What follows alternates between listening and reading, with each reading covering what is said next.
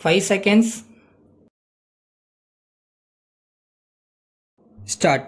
நண்பர்களே, பத்திரிகையாளர்கள் சங்கத்தின் ஆண்டு விழாவில் கலந்து கொள்ள எனக்கு வாய்ப்பு அளித்தமைக்காக முதற்கண் நான் நன்றி தெரிவித்துக் கொள்ள விரும்புகிறேன்.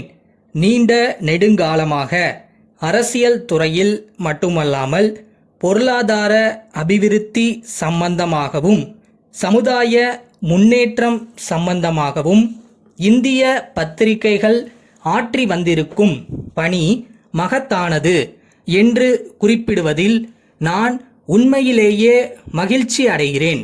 தின பத்திரிகைகளை பொறுத்தமட்டில் இந்த 3 துறைகளில் முக்கிய கவனம் செலுத்துகின்றன என்றாலும் தொழில், விஞ்ஞானம் போன்ற மற்ற துறைகளுக்கும் அவை ஓரளவு இடம் அளிக்கின்றன.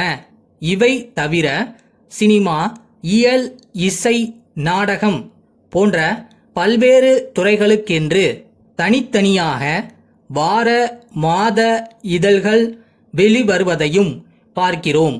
இவ்வாறு பலதரப்பட்ட மக்களுக்கும் பயன்படும் வகையில் பத்திரிகைகள் இயங்கி வருவது பாராட்டத்தக்கதாகும். குறிப்பாக சொல்ல வேண்டுமானால் நம் நாட்டின் சுதந்திர போராட்ட காலத்தில் இந்திய பத்திரிகையாளர்கள் ஆற்றிய பணி மிக மிக போற்றத்தக்கதாகும். நாட்டின் விடுதலைக்காக பாடுபட்ட தலைவர்களின் எழுச்சிமிகு உரைகளை வெளியிட்டதன் மூலமாகவும் சுதந்திர போராட்டத்தில் அனைத்து மக்களும் பங்கு கொள்ளும் வகையில் எழுதிய தலையங்கங்களின் மூலமாகவும் பத்திரிகைகள் பெரும் பணி புரிந்திருக்கின்றன. சுதந்திரம் நமது பிறப்புரிமை என்ற உணர்வை கற்றவர்களிடையே பரப்புவதற்கு ஆங்கில பத்திரிகைகள் உதவி செய்தன என்பதை மறுப்பதற்கில்லை. எனினும் ஓரளவே கல்வியறிவு பெற்ற சாதாரண பொது மக்களிடையே சுதந்திர உணர்வை ஊட்டுவதற்காக பல்வேறு மொழி பத்திரிகைகள் எடுத்துக்கொண்ட முயற்சி ஈடு இணையற்றது என்பதையும் இச்சந்தர்ப்பத்தில் நான் கூற கடமைப்பட்டிருக்கிறேன். பத்திரிகை தொழிலில் ஈடுபட்டுள்ளவர்களுக்கு அறிவுரை ஒன்று நான் கூற விரும்புகிறேன்.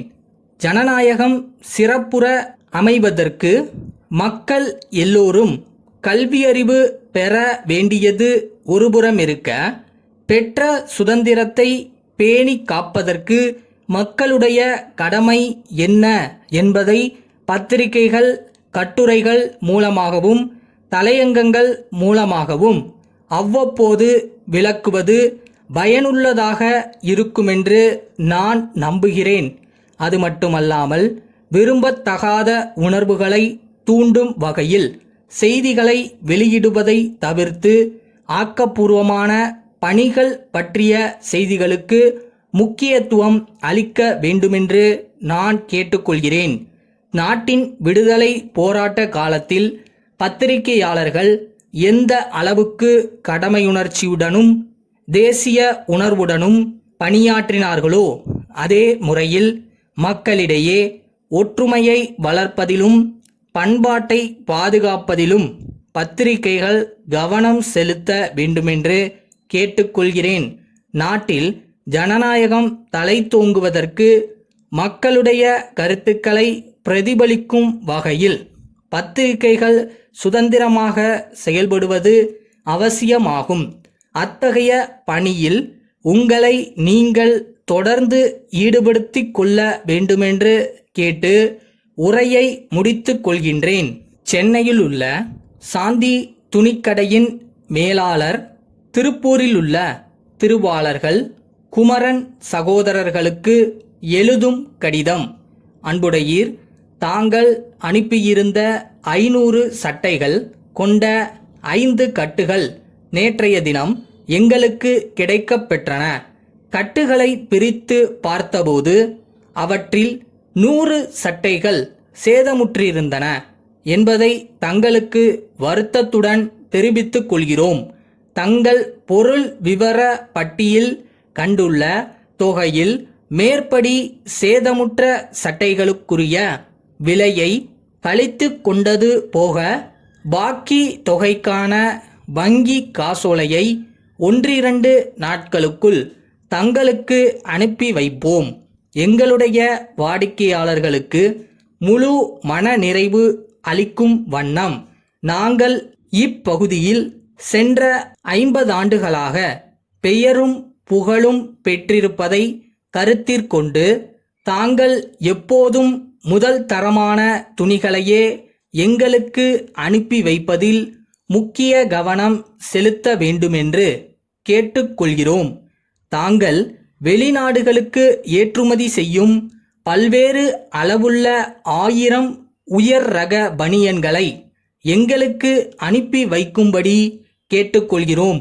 தங்களுடைய விவரமான பதிலை விரைவில் எதிர்பார்க்கிறோம். தங்கள் நம்பிக்கையுள்ள